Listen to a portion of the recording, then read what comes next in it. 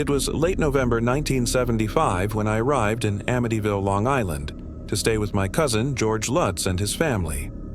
I'd been laid off from my job in Brooklyn and needed a place to crash while I figured things out. George and his wife, Kathy, had just moved into 112 Ocean Avenue, a grand Dutch colonial with 5 bedrooms, a boathouse, and a view of the Amityville River. They'd gotten it for a steal, $80,000, despite its grim history. A year earlier, Ronald DeFeo Jr. had murdered his entire family, 6 people, in that house with a rifle. The locals whispered about curses, but George laughed it off. "It's just a house," he said. I wanted to believe him. The first day felt normal. Kathy was unpacking. The kids, Danny, Chris, and Missy, were running around, and George was fixing a leak in the basement. But the house had a strange weight, like it was holding its breath. The air was colder than it should have been, even for late fall, and the windows rattled despite no wind. That night, I settled into the guest room on the 2nd floor, a small space with slanted ceilings and a single window overlooking the river. I woke up at exactly 3:15 a.m., my heart racing, though I couldn't say why. The house was silent, but the silence felt oppressive, like it was pressing against my chest. I brushed it off as jet lag from my long bus ride. The next morning, Kathy looked tired. She mentioned waking up around 3 a.m. too, feeling like someone was in the room. George admitted he'd been up at the same time, checking the boathouse because he thought he heard footsteps. We joked about it. Old houses creak, right? But the kids weren't laughing. Missy, the youngest, kept talking about Jody, a friend she'd made in her room. "Jody's a pig," she said, "with red eyes." I thought it was her imagination, but Danny and Chris nodded, saying they'd seen something outside their window too, a shape in the dark, staring in. By the 3rd day, things got weirder. I was helping George in the basement when we found the Red Room, a small hidden space behind a false wall. It was painted blood red, unlike the rest of the house, and it stank of something sour, like rotting meat. George said the realtor never mentioned it, and the DeFeo family had used it for storage. We laughed nervously, but neither of us wanted to stay down there. That night, I heard a low moan from the basement, like someone in pain. I grabbed a flashlight and crept downstairs, my pulse hammering. The Red Room's door was ajar, though we'd locked it. Inside, the air was thick, and I swear I saw a shadow move. Tall, hooded, with eyes that glowed faintly. I slammed the door and ran upstairs, waking George. He checked, but found nothing. Still, he looked shaken. The days blurred into a haze of unease. Flies appeared in the sewing room, hundreds of them, buzzing furiously despite the freezing December weather. We killed them, but they kept coming back. Kathy started having nightmares about blood dripping from the walls, and she'd wake up screaming. The kids grew quiet, refusing to play outside. Missy drew pictures of Jody, crude sketches of a pig with glowing eyes, standing in her room. George became obsessed with the fireplace, stoking it constantly, saying the house was too cold. He'd wake up every night at 3:15 a.m., patrolling the halls with a rifle, claiming he heard voices. One afternoon, I found Kathy in the kitchen, staring at a crucifix on the wall. It was upside down, though no one had touched it. She whispered that she felt hands on her at night, cold and claw-like. I didn't know what to say. That evening, the house seemed to come alive. Doors slammed on their own, windows rattled, and a foul odor filled the air. I heard laughter from Missy's room, deep, guttural, not a child's voice. When I checked, she was asleep, but her window was wide open, letting in icy air. I closed it, my hands trembling, and saw hoof prints in the snow outside, too large for any animal I knew. By the 2nd week, I was barely sleeping. Shadows moved in corners, always just out of sight. The Red Room's door kept opening no matter how many times we locked it. George called a priest to bless the house, but the man fled after an hour, saying he heard a voice scream, "Get out!" Kathy found burn marks on her hands, like she'd touched something scalding, though she hadn't. The kids started sleepwalking, ending up in the Red Room every time. One night, I followed Danny there and saw him staring at the wall, muttering in a language I didn't recognize. His eyes were blank, like he wasn't there. The final straw came on December 18th. I woke at 3:15 a.m. to screams. Kathy was in the hallway clutching Missy, who was convulsing. George was shouting, trying to hold Danny and Chris, who were thrashing like they were possessed. The house shook, walls creaking, lights flickering, and a roar filled the air like a beast in the basement. We grabbed what we could and fled, piling into George's van. As we drove away, I looked back. The house stood silent, but I swear I saw a figure in the window. Jody, or whatever it was, watching us go. We never returned. The Lutzes left after 28 days, claiming demonic forces drove them out. Skeptics called it a hoax, but I know what I saw, what I felt. The house still stands, sold and resold, but I'll never go back. Sometimes I wake up at 3:15 a.m., feeling those eyes on me, and I wonder if it's still waiting. In the spring of 1949, I was a 22-year-old seminarian at St. Louis University, studying under Father William Bodern. I'd grown up Catholic, but I'd never seen anything like what happened that year.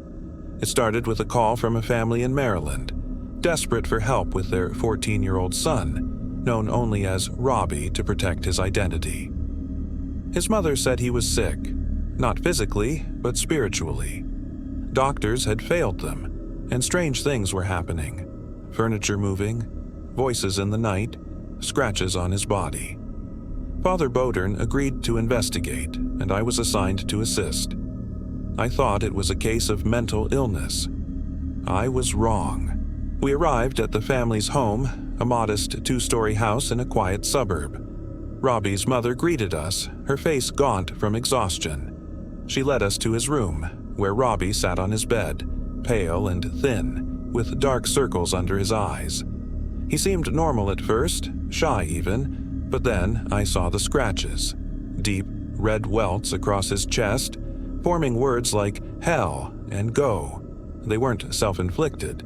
They appeared as we watched, like invisible claws were carving his skin. The air in the room felt heavy, like a fog you couldn't see. Father Bodern began the rite of exorcism that night, armed with a crucifix, holy water, and the Roman ritual. I held a candle, my hand shaking as he chanted in Latin. Robbie's reaction was immediate. His body convulsed, his head thrashing, and he screamed. Not a boy's scream, but a guttural roar that made my skin crawl. The bed shook, lifting an inch off the floor, and books flew from the shelves. I told myself it was a trick, but then Robbie spoke in Latin, a language he'd never learned, cursing God and mocking Father Bodern's faith. His eyes changed. Black, empty, like looking into a void. The exorcisms continued for weeks, moving between the house, a hospital, and finally a Jesuit rectory in St. Louis for safety. Each session was worse. Robbie's body contorted impossibly, his spine arching backward, his limbs twisting like rubber. He spat at us, his saliva burning where it landed. Objects moved on their own, a chair sliding across the room, a rosary snapping in my hand. One night he looked at me and said my sister's name, describing a secret I'd never told anyone. She'd died when I was 10, and the memory hit me like a fist. I froze, doubting everything I believed. The entity, whatever it was, knew us. It taunted Father Bodern about his past sins, whispered my fears in the dark. The smell of sulfur filled the room, and sometimes the walls bled, a thick red ooze that vanished when we tried to touch it. Robbie's voice changed, sometimes a woman's, sometimes an old man's, always mocking. He'd levitate, his body hovering inches above the bed, then crash down, bones cracking but never breaking. We restrained him, but the straps tore like paper. By April, we were exhausted. Father Bodern fasted, praying for strength while I struggled to keep my faith. Robbie's mother wept constantly, begging us to save her son. One night, the entity spoke through Robbie, promising to kill us all. The room grew freezing, breath visible in the air, and a shadow appeared on the wall, tall, horned, with eyes that burned. I dropped the crucifix, ashamed of my fear. Father Bodern pressed on, his voice steady, commanding the demon to leave in Christ's name. The final session came in late April. Robbie was weaker, barely eating, but the entity fought harder. The rectory shook like an earthquake, windows cracking and a deafening roar filled the air. Then, suddenly, a light burst through the room, blinding, warm, like the sun. Robbie arched, screamed, and collapsed, silent. When he opened his eyes, they were his own again, blue and clear. He whispered, "It's gone," and smiled. The scratches faded, and the air felt light for the first time in months. The church hushed it up, and Robbie's family moved away, starting over. I never saw him again, but I heard he lived a quiet life. Was it a demon? A mental breakdown? I don't know, but I saw evil in that boy's eyes, and it changed me. I left the seminary a year later, unable to reconcile what I'd seen with the world I thought I knew. Some nights, I still hear that voice, whispering my name. It was August 1973, and I was 19, hitchhiking through Texas with my friends Sally, Jerry, Pam, and Franklin. We were headed to a music festival in Austin, our old van packed with camping gear and dreams of freedom. Outside Travis County, the van's engine died, leaving us stranded on a dusty road under a blistering sun. A pickup truck pulled over, and a skinny man with a twitchy smile offered to drive us to a gas station. He said his name was Drayton, and his family lived nearby. We were naive, grateful for the help. We shouldn't have been. Drayton drove us to an old farmhouse, its paint peeling, surrounded by dry fields and rusted junk. He said his brother could fix our van and invited us inside for water. The house smelled wrong, sweet and sour, like spoiled meat. The walls were decorated with bones, some carved into strange shapes, others strung like wind chimes. I thought it was quirky, maybe artsy, until I saw the furniture. Chairs upholstered with what looked like leather but felt too human. My stomach twisted, but I stayed quiet. Then he appeared, a giant of a man, silent, wearing a mask that glistened like skin, stitched together with crude thread. His eyes were blank, but his hands held a sledgehammer. Before I could react, he swung, and Jerry crumpled, blood pooling on the floor. Pam screamed and ran toward the kitchen, but the giant followed, dragging her back.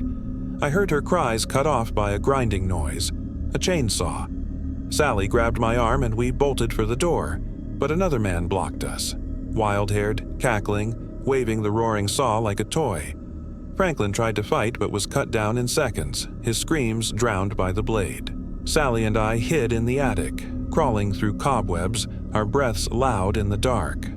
The floorboards creaked below, and the chainsaw's buzz never stopped. We found a window, but it was nailed shut.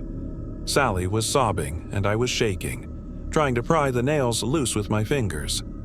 Footsteps thundered up the stairs, and the attic door burst open. The masked man, Leatherface they called him later, lunged, his saw slashing the air.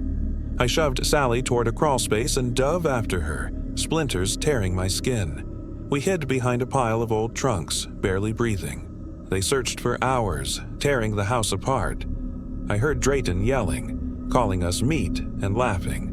The chainsaw revved closer, and I saw Leatherface's shadow through the cracks, his mask gleaming with sweat and blood.